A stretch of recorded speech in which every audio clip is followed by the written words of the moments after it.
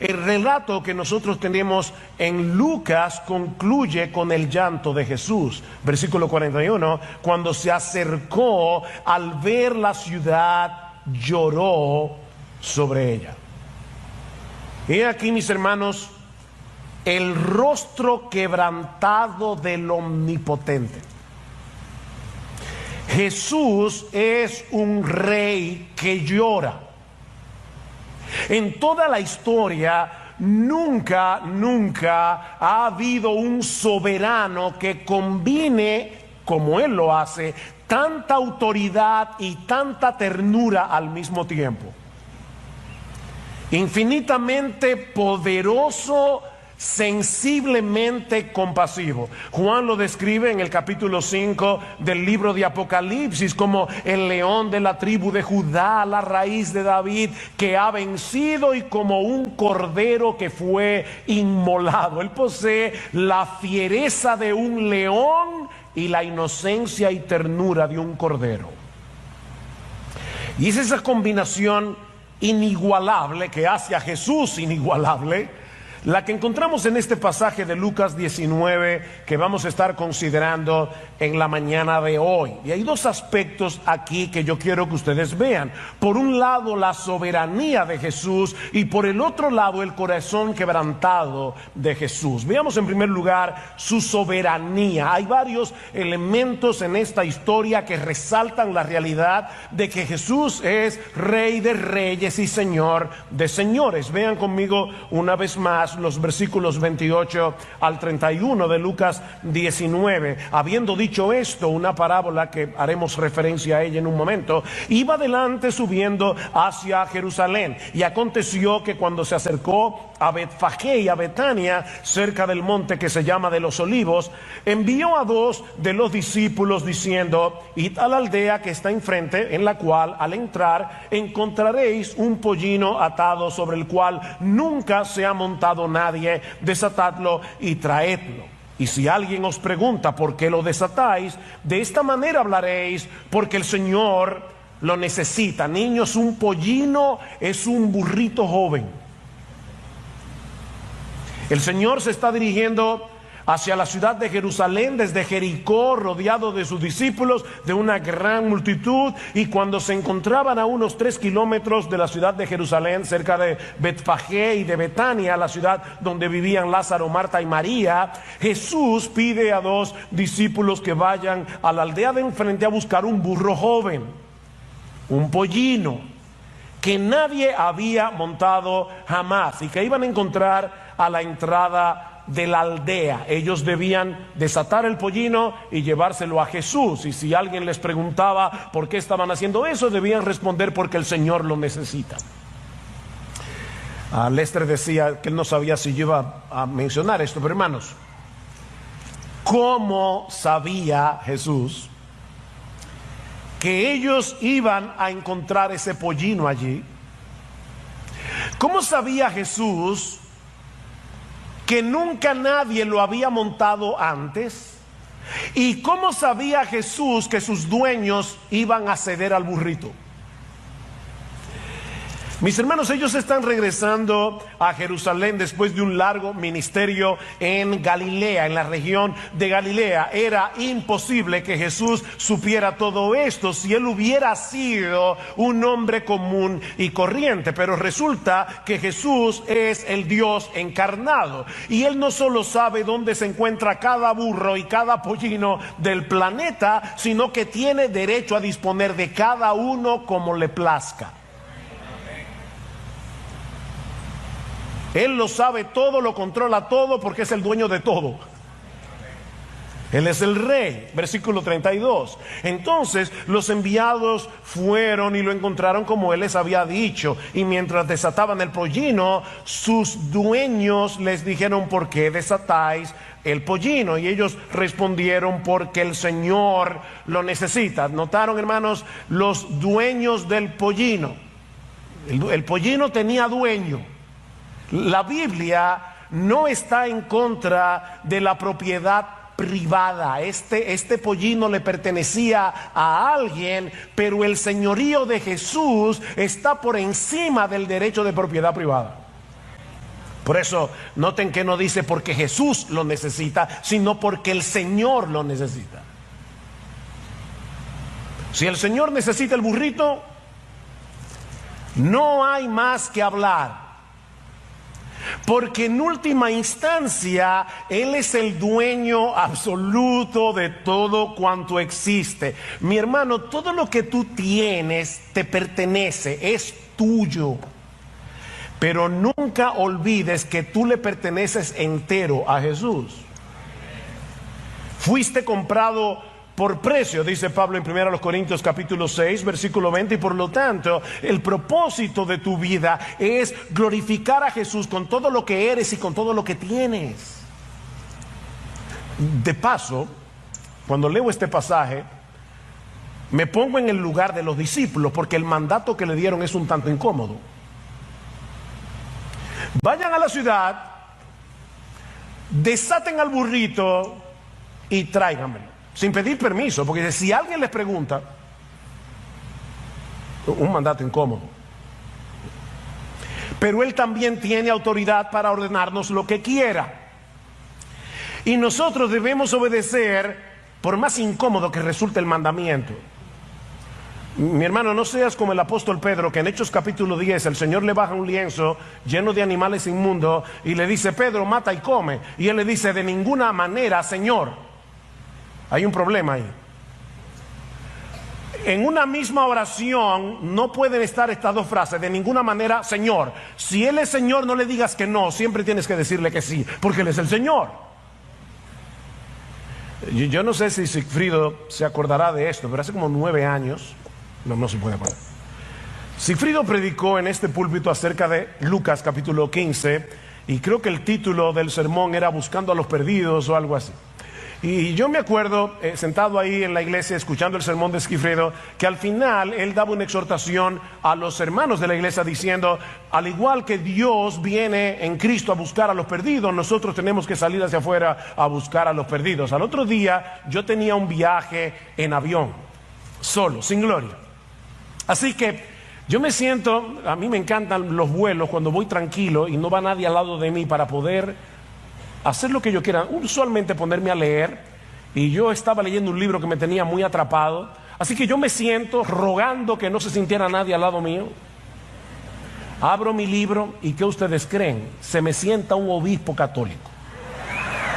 Y yo comienzo a recordar la prédica de Sigfrido y pienso dentro de mí: yo quiero leer. De hecho, yo estaba leyendo un libro que no lo estaba leyendo por gusto, aunque me tenía atrapado. Es que yo iba a dar una conferencia en Colombia y el libro era parte de lo que yo iba a hablar en esa conferencia, así que yo necesitaba avanzar. Bueno, sigo leyendo mi libro y ¿qué ustedes creen? Al final del capítulo que estaba leyendo termina con Lucas 15 y el autor dice: ¿y ahora qué vas a hacer tú con eso? Yo me acuerdo perfectamente que yo cerré el libro y dije: está bien, Señor, te entiendo. Te entiendo. No es lo que quiero, vergonzosamente lo confieso, no es lo que quiero, pero el Señor me dio una tremenda oportunidad para predicarle el evangelio a este obispo. Mis hermanos, Jesús es el Señor. Cuando nosotros colocamos la palabra Señor, ya todo lo que sigue es sí, Señor. Él es el Señor. Ahora, ¿por qué Jesús necesitaba este pollino para entrar en Jerusalén? ¿Por qué no entró caminando, como había hecho tantas veces?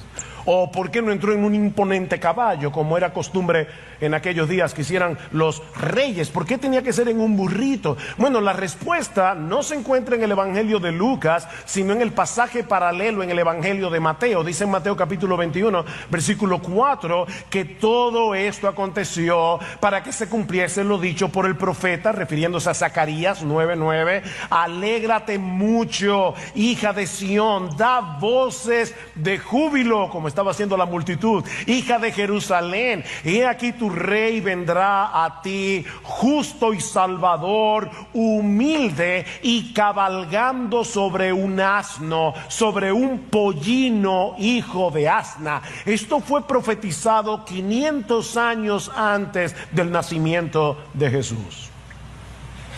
El Salvador no entraría en Jerusalén montado en un caballo imponente para aplastar al romano opresor, como muchos de ellos esperaban que él hiciera, sino en un pollino de asna, como alguien que viene en son de paz, no en son de guerra. Versículo 38, bendito el Rey que viene en el nombre del Señor, paz en el cielo. Él es el Rey de paz. Versículo 42, si tú también hubieras sabido en este día lo que conduce a la paz.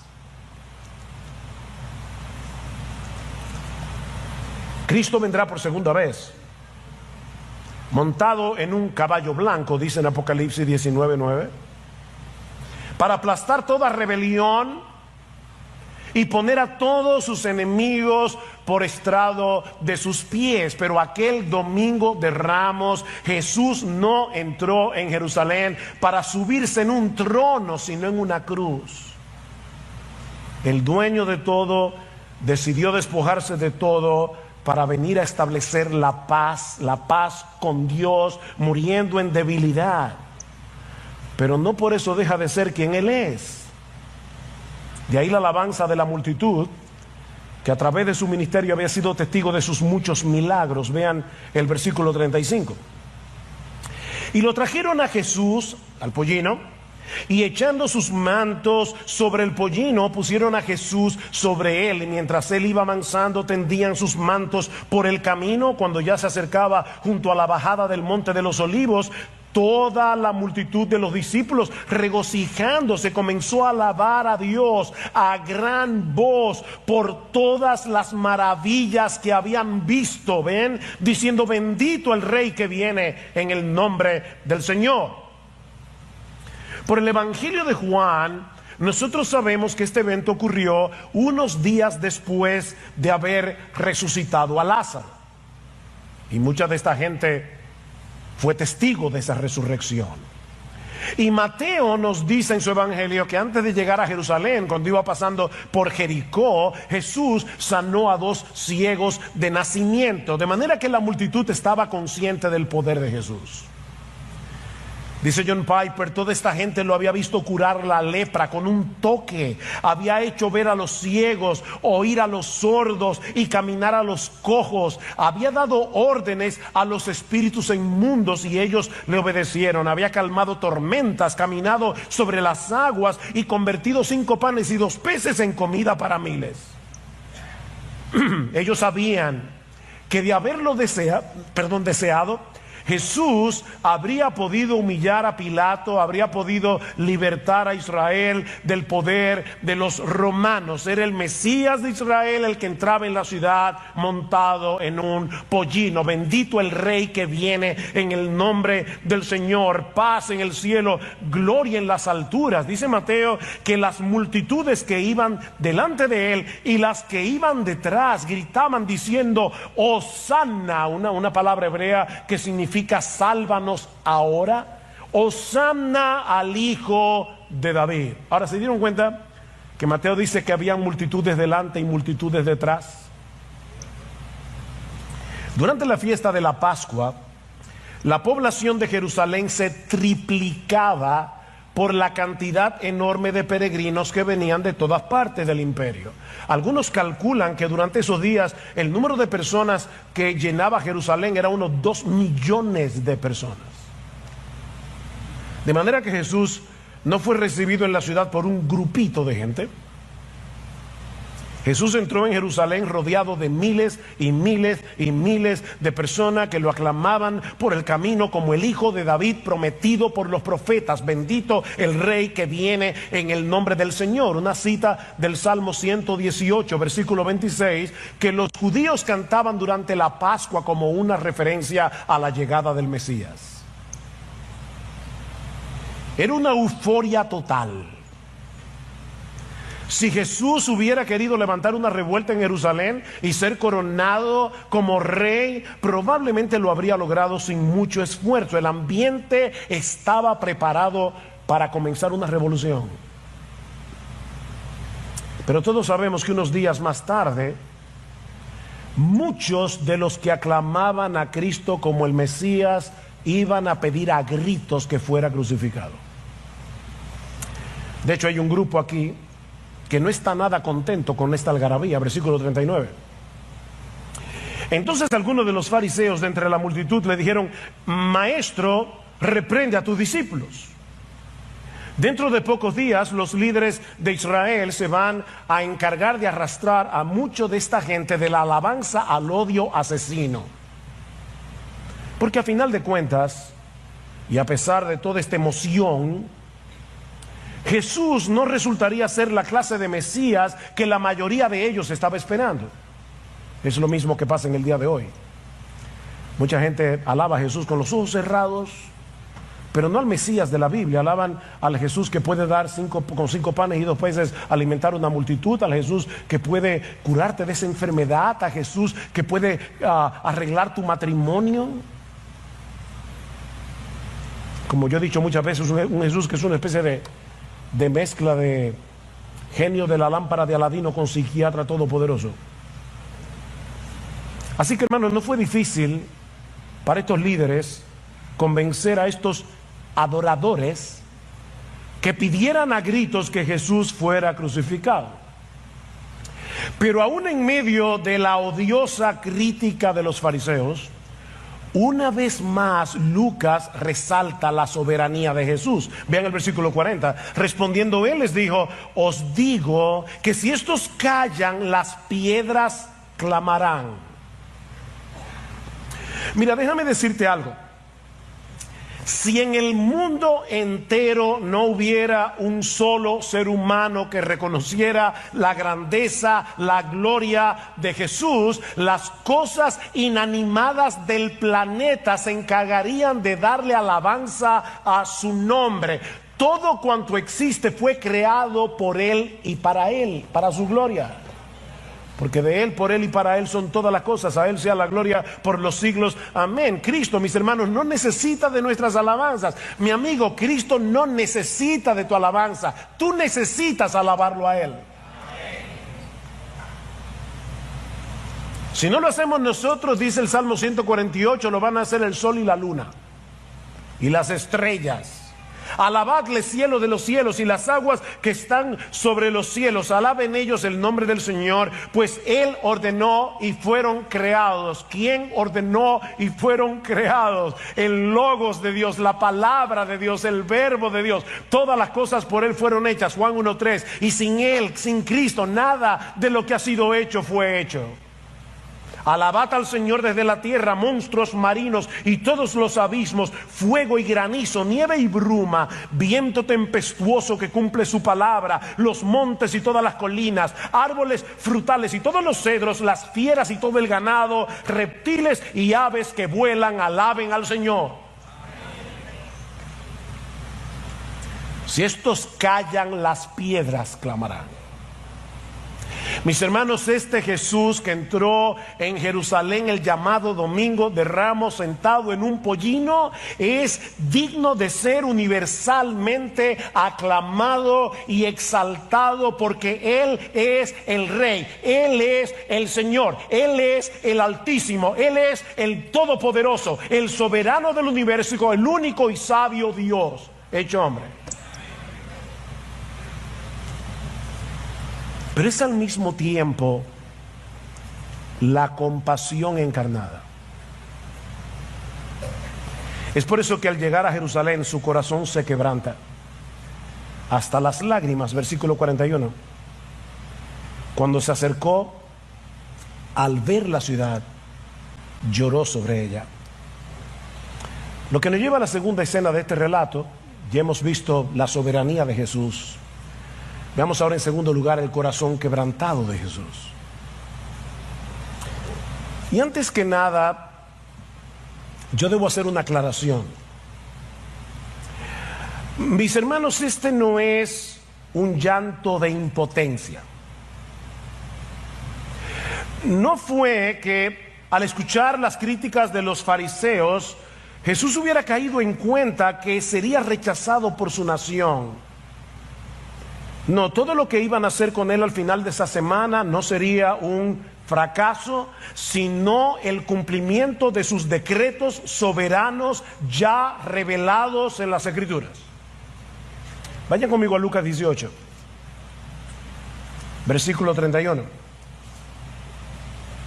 El capítulo anterior. Tomando aparte a los 12, Jesús les dijo: mirad, subimos a Jerusalén y se cumplirán todas las cosas que están escritas por medio de los profetas acerca del Hijo del Hombre, pues será entregado a los gentiles y será objeto de burla, afrentado y escupido, y después de azotarle le matarán y al tercer día resucitará. Él no solo sabe en su omnisciencia lo que está a punto de suceder, es que así fue decretado y así fue revelado en las Escrituras. ¿Vieron? Se cumplirán todas las cosas que están escritas por medio de los profetas. Mis hermanos, la crucifixión de Jesús no fue el plan B que Dios tuvo que introducir en la historia cuando Israel decidió rechazar a su Mesías. Ese siempre fue el plan A. El plan A de nuestra redención. De hecho, en Lucas 19, noten cuál es la parábola que está inmediatamente antes de la entrada triunfal. Versículo 11. Estando ellos oyendo estas cosas, continuando, Jesús dijo una parábola porque él estaba cerca de Jerusalén. Y ellos pensaban que el reino de Dios iba a aparecer de un momento a otro. Ellos estaban equivocados. Por eso dijo: cierto hombre de familia noble fue a un país lejano a recibir un reino para sí y después volver. Y llamando a 10 de sus siervos, les dio minas y les dijo: negociad con esto hasta que yo regrese. Pero sus ciudadanos lo odiaban. Hermanos, pónganse en la mente de Jesús. Él está a punto de llegar a Jerusalén, se va a encontrar con una multitud aclamándolo como el rey de Israel, pero escuchen lo que Jesús le está diciendo de antemano a sus discípulos en esta parábola.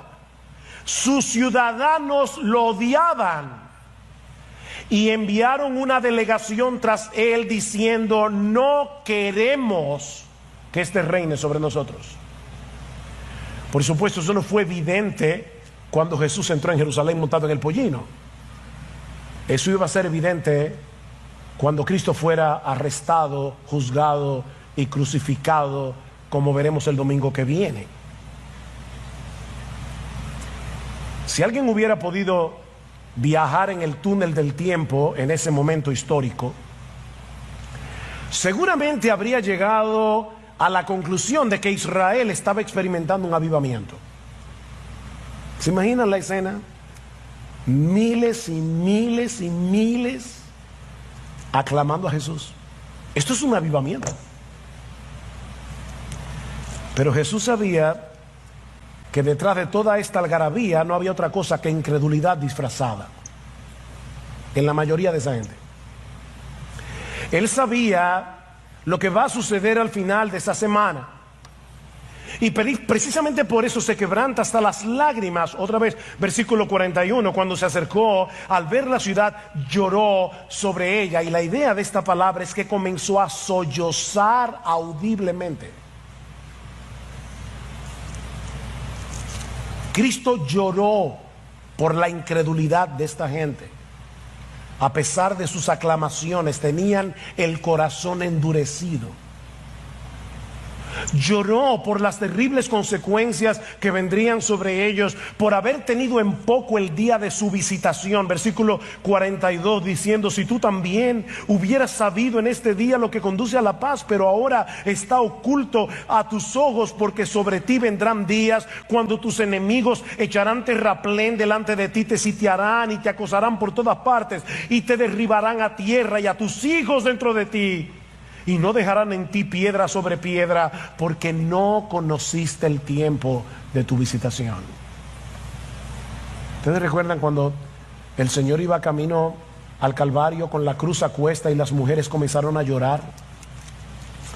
Y dicen en el capítulo 23, versículo 38, que Jesús les dijo: hijas de Jerusalén, no lloréis por mí. Llorad más bien por vosotras mismas y por vuestros hijos. No lloren por mí.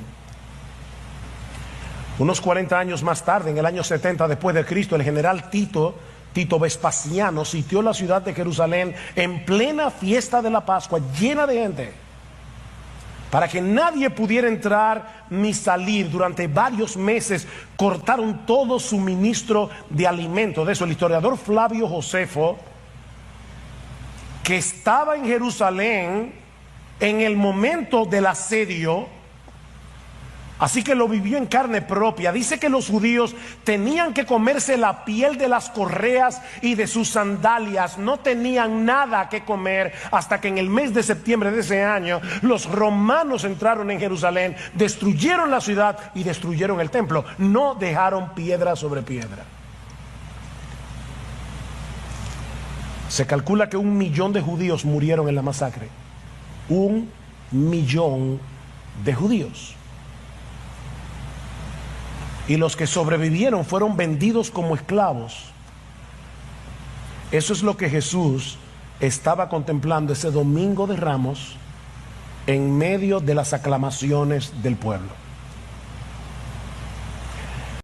Siendo el soberano del universo, mis hermanos, Él no es indiferente al dolor humano. Jesús es un rey que llora. Como dice John Piper, las lágrimas de Jesús son lágrimas de misericordia soberana. Las lágrimas de Jesús son lágrimas de misericordia soberana. A nosotros nos resulta tan difícil conjugar ambas cosas en el corazón de Jesús. Pero mis hermanos, eso es lo que la Escritura revela acerca de Él. Jesús lloró en la tumba de Lázaro, ¿recuerdan? Minutos antes de resucitarlo.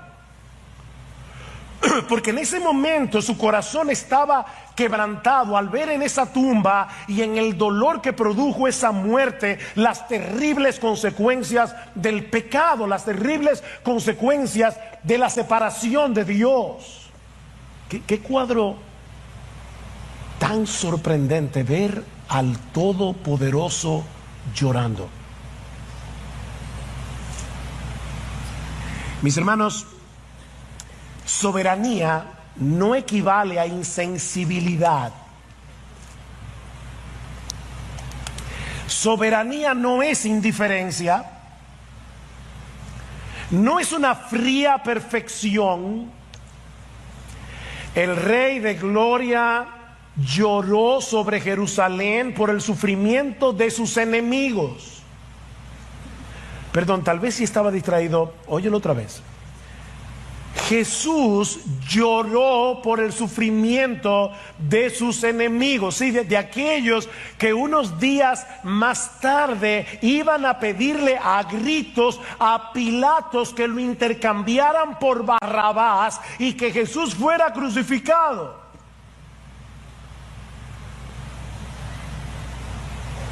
Y eso debe producir un impacto en nosotros. Eso debe producir admiración e imitación. Las multitudes que aclamaron a Jesús en Jerusalén pensaban que un líder político había llegado. Lo aclamaron como el rey que había venido a liberarlos del poder de Roma de una vez por todas. Pero mi hermano, ahora tú y yo sabemos que Él es mucho más que eso. El Rey de los cielos descendió de la gloria, asumió una naturaleza humana y murió en una cruz en lugar de pecadores para reconciliarnos con Dios, porque a Él le importa. ¿No deberíamos nosotros también con más razón decir: bendito el que vino en el nombre del Señor? Bendito el Rey que vino. Oh, mis hermanos, debemos orar que el Espíritu Santo nos conceda ser dominados por un deseo ferviente de proclamar las glorias, las excelencias de este soberano inigualable, movidos por una verdadera pasión, una profunda gratitud y una genuina humildad. pasión, gratitud y humildad, porque aún aquellas cosas que nosotros hacemos para la expansión del reino de Cristo, aún en esas cosas es Cristo que merece la gloria. Y no nosotros. Él es el rey, no tú ni yo. Corrie ten Boom fue una activista y escritora neerlandesa que se hizo famosa después de la Segunda Guerra Mundial por todo lo que tanto ella como su familia sufrieron en manos de los nazis. Junto a su familia, Corrie ten Boom fue arrestada por la Gestapo en febrero del año 1944. Fue llevada al campo de concentración de Ravensbrück por haberle dado asilo, refugio a los judíos, hasta que increíblemente fue liberada por un error burocrático 10 meses más tarde, en ese mismo año. En cierta ocasión, después que pasó la guerra, alguien le preguntó si era difícil para ella mantenerse en humildad a pesar de toda la atención que recibía constantemente. Ella se hizo mundialmente famosa.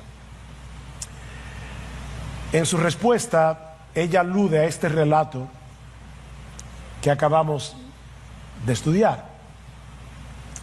Ella dice: cuando Jesús cabalgó hacia Jerusalén el domingo de Ramos sobre la espalda de un pollino, y todo el mundo comenzó a tirar sus mantos y a ondear las ramas de palma en el camino y a cantar alabanzas, ¿tú crees que por algún momento pasó por la cabeza del pollino que todo eso era por causa de él? O sea, ¿ustedes se imaginan al burrito teniendo complejo de superioridad? Pensando que en el mundo entero seguro que no había un burro más aclamado que él. Sigue diciendo ella: si yo pudiera ser el pollino sobre el que Cristo cabalgue en este mundo, yo le daría a él toda la alabanza y toda la gloria. Nunca olvides, mi hermano, mi hermana, que cuando trabajamos para el reino de Dios, no somos más que burros sobre los que Cristo cabalga. Cuando somos burros fieles, Él se lleva toda la gloria. ¿Cómo tú distingues un burro fiel de uno que no lo es? Porque los burros fieles hacen que Jesús se lleve toda la gloria. Pero este pasaje no solamente debe producir en nosotros un profundo sentido de admiración y una alabanza exuberante, mucho más que el de la multitud aquel día, sino también un sincero deseo de ser como Él en su misericordia y su compasión. La admiración produce imitación. La admiración produce imitación. Mis hermanos, los creyentes debemos aprender de Cristo a estar confiados en Dios en medio de todo el dolor que nos rodea, pero sin dejar de ser sensibles a todo el dolor que nos rodea, dentro y fuera de la iglesia. Y yo estoy consciente de que esto es una tensión, pero si somos seguidores de Jesús debemos aprender a vivir con esa tensión. Pablo le escribe a los filipenses invitándolos a que se regocijaran con Él por todo lo que tenemos en Cristo. Regocijaos en el Señor siempre. Otra vez digo, regocijaos, mis hermanos. ¿Cuándo debemos regocijarnos en el Señor? Siempre. Pero es este mismo Pablo el que escribió en el capítulo 9 de su carta a los Romanos que él tenía una gran tristeza y un continuo dolor en su corazón a causa de la incredulidad de sus hermanos de raza que habían rechazado al Mesías. Mis hermanos, los cristianos tenemos que aprender a vivir en el contexto de esta paradoja. Debemos ser las personas más gozosas del mundo por todo lo que tenemos en Cristo, y al mismo tiempo las personas más sensibles del mundo ante la tragedia, ante el dolor que vemos a diario en este mundo caído.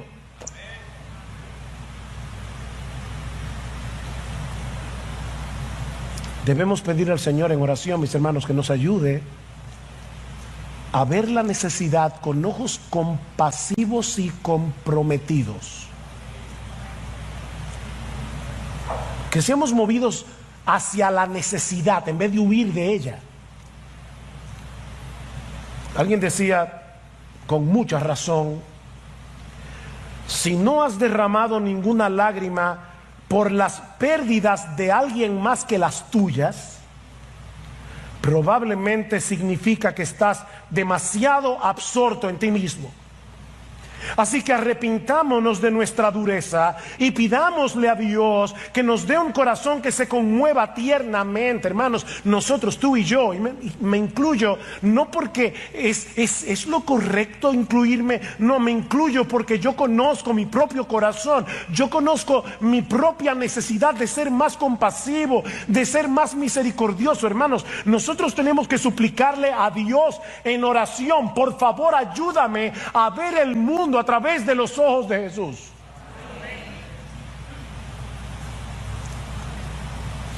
Jesús no solo lloró por Jerusalén, sino que unos días más tarde voluntariamente fue a la cruz para salvar a pecadores que lo odiaban. Él es un rey que llora y un rey que se involucra. Él vino a buscar y a salvar a los que se habían perdido. ¿Y saben lo que pasa cuando uno de esos perdidos es encontrados? Que hay fiesta en los cielos por cada pecador que se arrepiente. Mira, mi hermano, si nuestra confianza en la soberanía de Dios no viene acompañada de un corazón tierno y sensible al sufrimiento humano, sin un deseo genuino de rescatar a los perdidos con el poder del Evangelio, hay algo defectuoso en nuestra teología.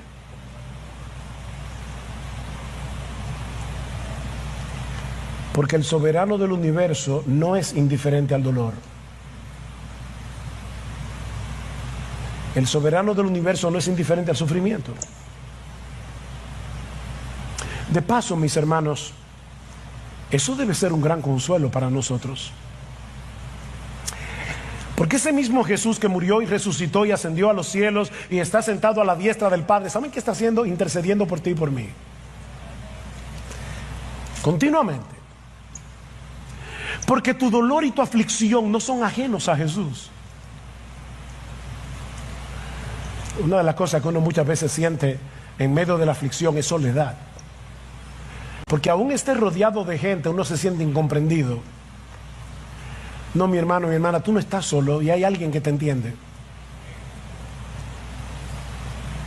Mira, si él fue tan sensible al dolor de sus enemigos, ¿cuánto más lo será al sufrimiento y las luchas de sus amigos? Dice en Hebreos 4:15 que no tenemos en los cielos un sumo sacerdote que no pueda compadecerse de nuestras debilidades, sino uno que fue tentado en todo según nuestra semejanza, pero sin pecado, uno que se compadece. Dice el puritano John Owen: Cristo dispone desde su propio corazón y afecto darnos ayuda y alivio, y se conmueve con nuestros sufrimientos y pruebas como si fueran propios. Anímate, mi hermano, porque Él no está lejos de ti cuando sufres. Su corazón está demasiado unido al tuyo, dice alguien. Su corazón está demasiado unido al tuyo.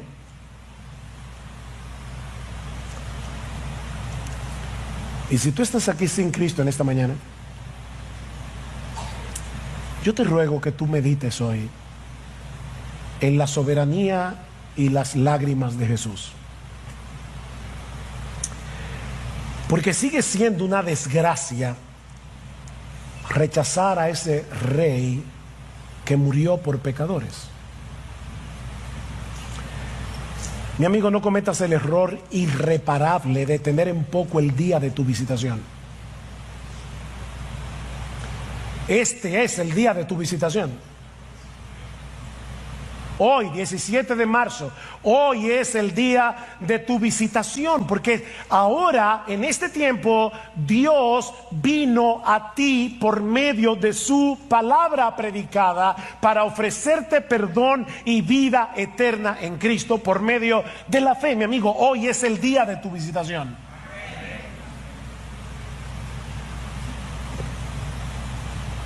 El día para arrepentirse es hoy. No es mañana.